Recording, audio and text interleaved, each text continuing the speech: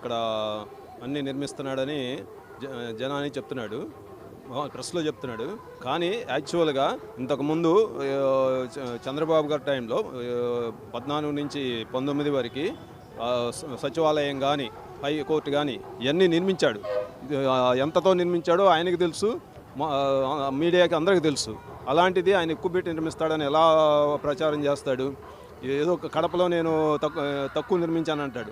అసలు నువ్వు నిర్మించిన ప్రతి దాంట్లో కమిషన్లే ఎక్కువగా తిన్న పరిస్థితి. నువ్వు చెప్పేదానికి ఎంతవరకు నమ్మకం? నువ్వు చెప్పేవన్నీ బూటకాలని ప్రతి ఒక్కరికి తెలుసు. నువ్వు చెప్పే ప్రతి విషయంలో కూడా అసలు జరగని విషయాలని అందరికీ తెలుసు. ఇక్కడ ఏది నీళ్లు నిలిచినాయని మా ఇంతకుముందు నిర్మించిన ర్యాప్ ఫౌండేషన్లో సెక్రటేరియట్ ర్యాప్ ఫౌండేషన్ చూపించి ఇక్కడ ఏదో వాటర్ ఉందని చెప్తున్నాడు. ర్యాప్ ఫౌండేషన్లో చుట్టూతా ఖాళీ ఉన్నది, అది నువ్వు పూర్తి చేయలేదు, దాన్ని అలా నిలవబెట్టావు, నీళ్లు కావాలని నిలవబెట్టావు ఏది మీడియాకు చూపించడానికి. అందువల్ల ఈ నిలబడిని కానీ నిజంగా అసలు చుట్టూ ఎక్కడా కూడా ఒక్క చుక్క వాటర్ లేదు. ఆ నిర్మాణ దాంట్లో తప్పితే ఎక్కడా వాటర్ లేదు. అలాంటి సృష్టించి శ్మశానం అని అయ్యని చెప్పి ఇవన్నీ చెప్పి నీ మాట